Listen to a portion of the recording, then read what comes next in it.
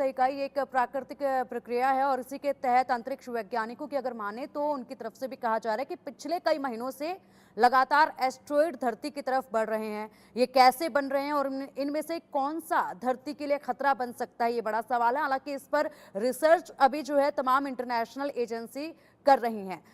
VN Jha sir, आपसे जानना चाहेंगे कि रिसर्च अभी इसी पर चल रही है, किस तरीके से एस्ट्रॉयड बन रहे हैं, लगातार पिछले कई महीनों से धरती की तरफ बढ़ भी रहे हैं, तो ऐसे में आपका क्या कुछ कहना है इस पर कि किस तरीके से इस पर रिसर्च की जा रही है?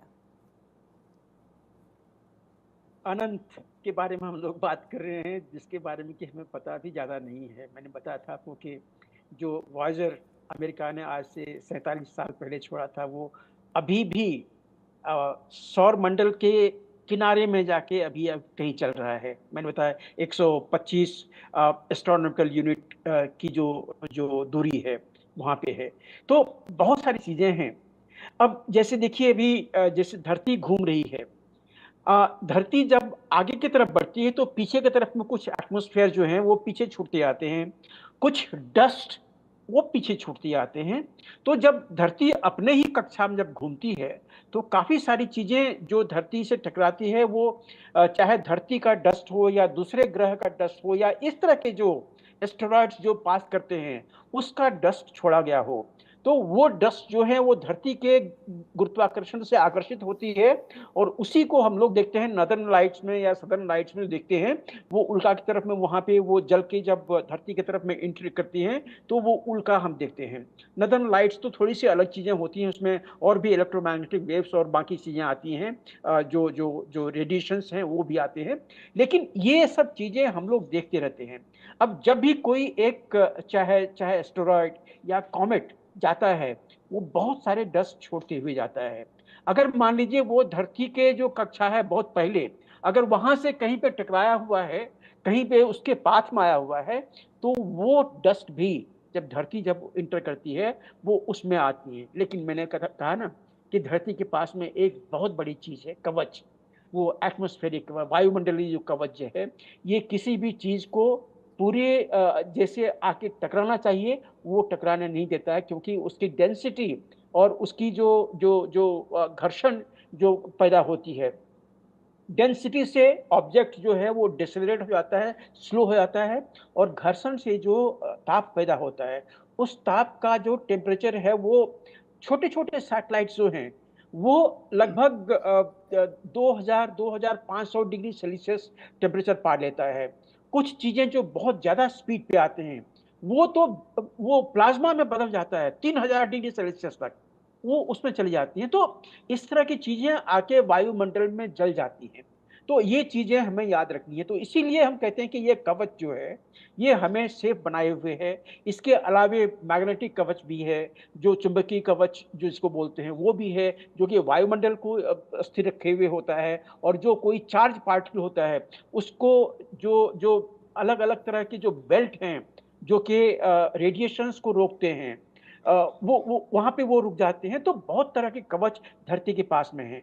तो इसलिए चिंता की कोई बात नहीं, ये बहुत दूर है और ऑब्जेक्ट जो है वो बहुत छोटा है कि धरती की तरफ, धरती के आकर्षण में इतनी दूरी से वो खींच जाए। लेकिन आप याद रखिए कि जैसे सूर्य से धरती की बात करते हैं, हमारे पास में जो जितना जो गुरुत्वाकर्षण है उसकी बात करते हैं, तो अगर सूर्य से हम धरती की एक एस्ट्रोनॉमिकल यूनिट की बात करते हैं, जहां पे कि जो हमारा गुरुत्वाकर्षण है, अगर धरती पर अगर 1 जी है, 1 जी इसको बोलते हैं, तो जैसे जैसे आप आगे बढ़ते जाइए वो कम होते जाता है और लगभग 16 लाख किलोमीटर पे, 1.6 मिलियन किलोमीटर जो भी आपने बताया, वहां पे ये 0.0018 के आसपास में, मतलब 1000 गुरुत्वाकर्षण जो धरती की है उससे लगभग 1000 वो उसकी रह जाती है। तो अगर कोई छोटा ऑब्जेक्ट होता है तो वो वहां से निकल जाता है। अगर बहुत बड़ा ऑब्जेक्ट हुआ जैसे जुपिटर है, सैटर्न है, मंगल है या यूरेनस है, ये बहुत बड़े बड़े ऑब्जेक्ट हैं। और जब हम लोग गुरुत्वाकर्षण की जब कैलकुलेशन करते हैं, तो धरती का गुरुत्वाकर्षण और उस ऑब्जेक्ट का गुरुत्वाकर्षण, जैसे मार्स, जुपिटर या सैटर्न की बात करते हैं, इस दोनों के बीच में जितनी गुरुत्वाकर्षण है, इसका जो जो सैटर्न का जो मास है और धरती का मास है, इन दोनों को मिला के ये गुरुत्वाकर्षण बनती है कि वो धरती के सूर्य के कक्षा में घूमेगा या सूर्य की कक्षा से बाहर निकल जाएगा। तो इस तरह की बहुत सारी चीज़ें हैं। मैंने कहा ना कि ये अनंत चीज़ें हैं। हम लोग धरती पे बैठे एक छोटे से अणु जैसे आकार के हम लोग प्राणी हैं। छोटी-सी नॉलेज है, क्योंकि अभी तक हम सोलर सिस्टम से बाहर नहीं निकल पाए हैं। मैंने कहा ना कि अभी हम लोग कहीं कुइपर बेल्ट के आस-पास में हमारा जो वॉयेजर है वो गया हुआ है। अब उस वॉयेजर 1 में जो बैटरी हैं, सेल्स हैं, आज वो चार्ज नहीं हो सकते हैं उसके सोलर सिस्टम से, क्योंकि सूर्य की जो रोशनी है, वहाँ पे वॉयेजर 1 के आस-पास में पहुँचते-पहुँचते नगण्य हो जाती है।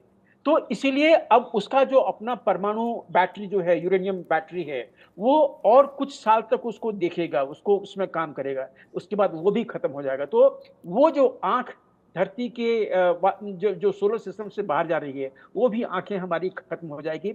हमें बाहर का पता नहीं चलेगा। कुछ अनुमान हैं, कुछ साइंटिफिक डेटा हैं, कुछ बहुत दूरी खगोलीय जो घटनाएँ हैं, उसका अनुमान है। हम तो ये अनुमान ही लगा सकते हैं। हमारी नॉलेज आज के दिन में कह लीजिए लगभग के आस-पास में 0 है, ठीक है। जहाँ तक ब्रह्मांड की बात है। ठीक है सर। मतलब अभी इस ऑन नाम के एस्ट्रॉइड से डरने की बिल्कुल भी ज़रूरत नहीं है, क्योंकि धरती जी के हाँ। लिए फ़िलहाल ये कोई ख़तरा नहीं है। धरती से काफ़ी दूरी से ये गुजरेगा और ऐसे में धरती को किसी भी प्रकार के खतरे की कोई ऐसी संभावना नहीं है और ना ही डर है, तो लोगों को डरने की इससे बिल्कुल भी ज़रूरत नहीं है। फ़िलहाल शुक्रिया सर आपका इंडिया न्यूज़ के साथ जुड़ने के लिए, और राम सर आपका भी शुक्रिया इंडिया न्यूज़ के साथ जुड़ने के लिए और इस महत्वपूर्ण मुद्दे पर चर्चा करने के लिए। बुलेटिन में वक्त चला एक छोटे से ब्रेक का।